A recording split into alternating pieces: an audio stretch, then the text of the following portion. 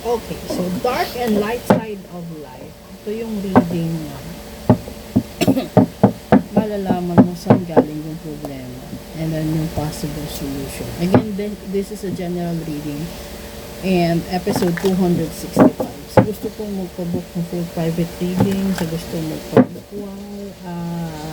kung ano-ano pa pong services, message lang po kayo. Sorry, inaatake na naman tayo ng acid reflux natin kakakape.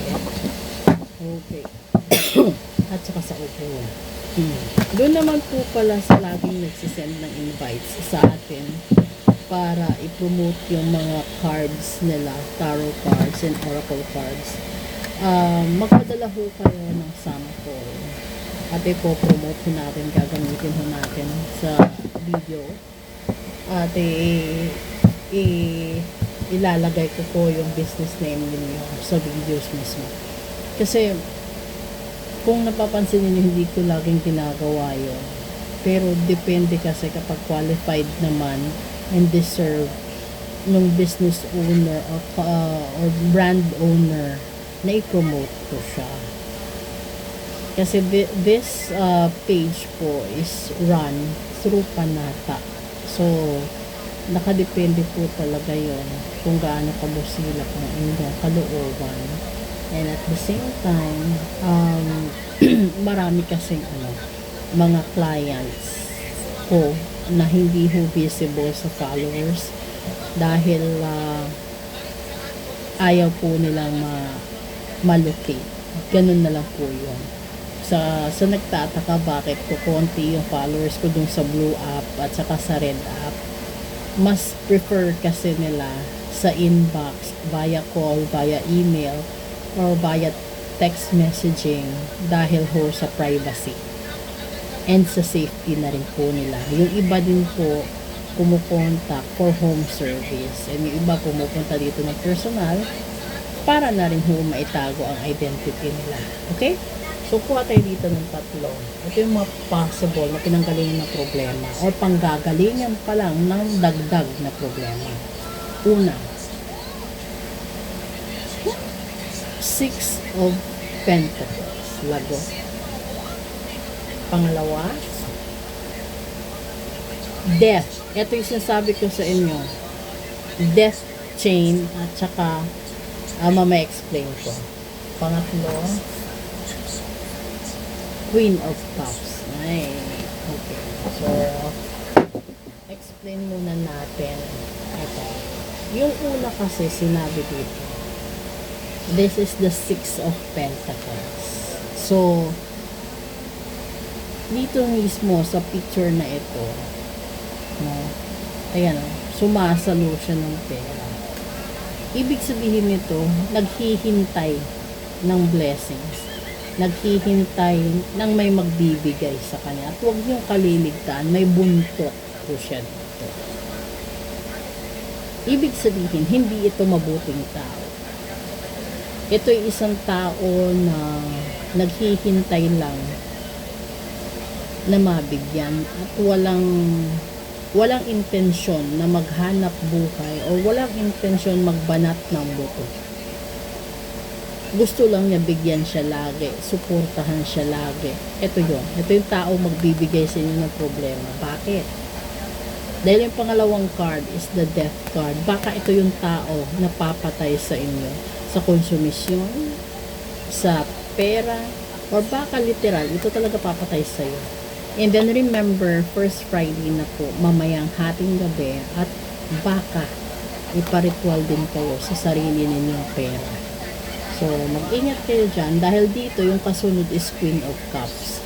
So, posible, ito yung taong nagbibigay sa kanya ng pera, ito yung taong sumusuporta sa kanya, nagpapakain sa kanya, na kapag dumating yung punto na hindi na siya bibigyan, baka talagang itaon niya dito sa card na yan. So, mag-ingat po kayo dahil hindi po biro ang nasa gitna. Tingnan natin dito yung possible solution. The Queen of Wands. Pangalawa, tignan nyo, Justice ha. And pangatlo, the Seven of Wands. Bakit? Yung wands kasi represents love. So, yung dahilan kung bakit ka nagbibigay is dahil mahal mo siya. Diba?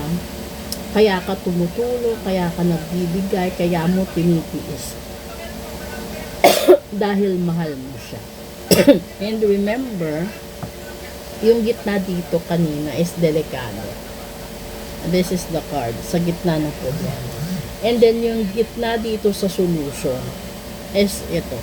This is the justice. It's the karma card. So, ibig sabihin, kung meron kang tao na tumulong sa'yo, kung merong taong gumawa ng kabutihan, and then, tinalikuran mo, ipinagpalit mo, pinabayaan mo, sinayang mo, inabuso mo, then, darating talaga yung karma. And remember, the justice card is number 9. So, wala talaga. Malapit ka ng makarma. So, doon sa mga tao na maraming nagawang kasalanan or maraming nasaktan, maraming naagrabyado. Yun. Panahon na makarma ka. Depende din po yun. Kasi minsan, sa mata ng tao, tumutulong ka. Nagbibigay ka. Ang hindi nila alam saan galing yung itinutulong mo. Kasi minsan galing yun sa nakaw, galing sa hindi maganda.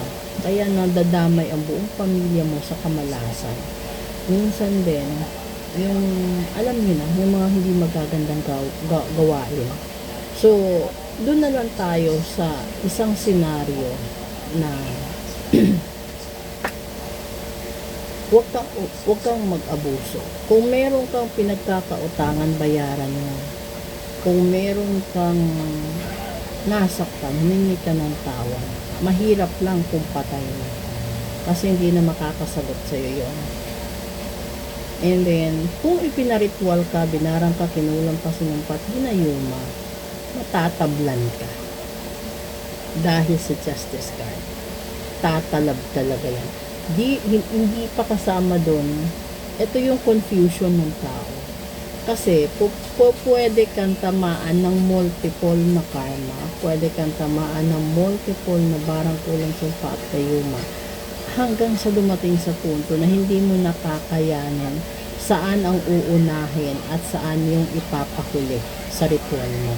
So, kung ayaw mo na maging tambak yung problema mo, ayaw mo tambak yung kulang sa'yo, yung barang sa'yo, yung sumpa sa'yo, ngayon pa lang, bago mag-Friday, iparitual mo na. Dahil sayang ang bawat pagkakataon. Patagal ng patagal, palaki ng palaki ang magiging problema mo. And remember doon sa sinabi kong death chain, ito yung kamatayan na sunod-sunod. So, justice yung katapat niya. Ibig sabihin, tatablan kayo. So, ito na po yun. I-share nyo kung gusto nyo i-share doon sa mga taong kailangan marinig at malaman ito. And then, please do follow, like, and share. Support yung blue up, tsaka rin yung red up ko. And then, at the same time, nag-iisang account lang po ito. So, kung meron mong gumagawa ng replica o meron mong nang dadaya, hindi po ako yun. So, maraming salamat po. Proceed tayo sa real talk natin. And good afternoon.